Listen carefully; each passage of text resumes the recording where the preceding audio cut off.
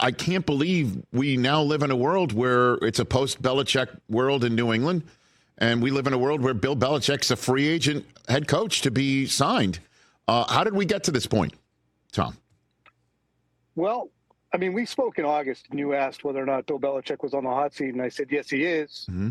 And you expressed some disbelief at that point. I think that when we look at the arc of the ultimatums that were levied by Robert Kraft throughout the last 3 years, and mm-hmm. certainly in the offseason, it indicated that Bill had to produce in 2023, and that Robert Kraft wanted a contending football team. And he didn't just not get the improvement, he got a cratering that he didn't expect. And as a result, this is where the Patriots are. And so how did it, what's the, if you will, clock tick-tock of the week? What happened once the Patriots remarkably, Belichick's last losses to the Jets, which is maybe the unkindest final cut for him. What happened after that to the point where they stepped to the podium on Thursday and did that? Well, the decision was made fairly long ago.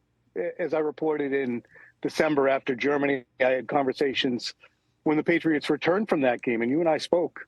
And I also spoke to Jason McCourty soon after that game that you guys both did. And it was made very clear to me that a decision had been made at that juncture and that the two sides would be parting ways at the end of the season. It wouldn't happen during the season. And parting of the ways would be the way that it was phrased. So when they sat down to hear Bill's side of things or his pitch, it was more Bill would have to somehow change the Kraft's minds. And I don't think that anything that really happened between that juncture when I learned of the decision and the end of the season was enough to flip them. Now, had the Patriots gone 6-0 from that juncture and Mac Jones had thrown for 20 touchdowns and 2 picks and they just missed or squeaked into the playoffs, maybe it would have been a different discussion. But certainly it remains status quo. They went 2-4 from that point on.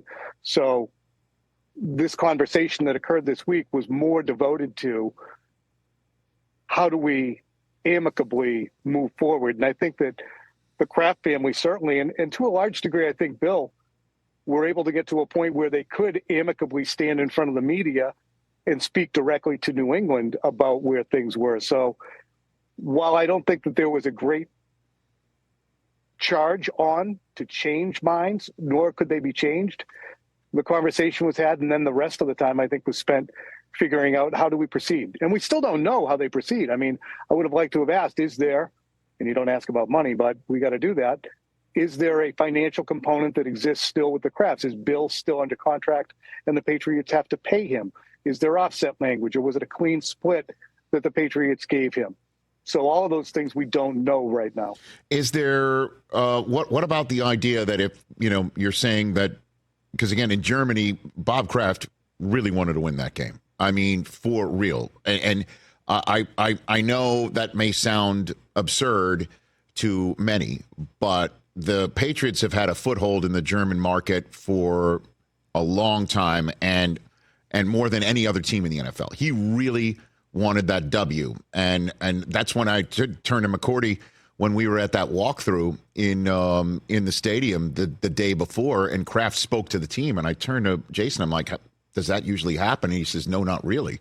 And Kraft even said that, I very rarely speak to the team, and I did. He wanted them to win that game in the worst way, and they didn't. So it makes complete sense that and the way that they lost it too. I mean, Mac Jones got benched, Bailey Zappi with a fake spike for the last interception to seal it. So that's a long-winded wind-up to say if that was the chasm and the split, then Belichick must have known that was it. So wouldn't he have, beaten the sticks to see where his next opportunity would go? Did he really make a play to try and stay in New England this past week? What do you think? I don't think there was any conversation had. I actually am certain that there was no conversation had with Bill Belichick between he and the Krafts that it's going to be over in a few weeks. Right. I don't think the Kraft wanted to pollute Bill with that thought. Bill is a proud man, and to be told, you're a lame duck, just keep coaching, buddy, was not going to cut it. So did Bill read the handwriting on the wall and start to make moves? I don't know. It's certainly, judging by his conversation on Monday with the media, he sounded like a guy who wanted to stay here. Said he would keep coaching until he was told otherwise and doing his job. So my belief would be that his intention was to make a case to stay here in New England. But he's not naive.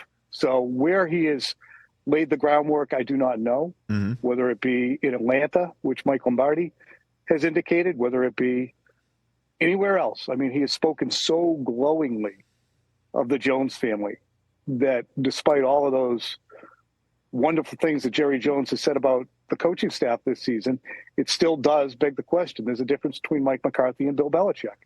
And if the Cowboys flame out, do they go after Belichick? Or do they look at it and say, man, it's a guy whose team just went 4-13.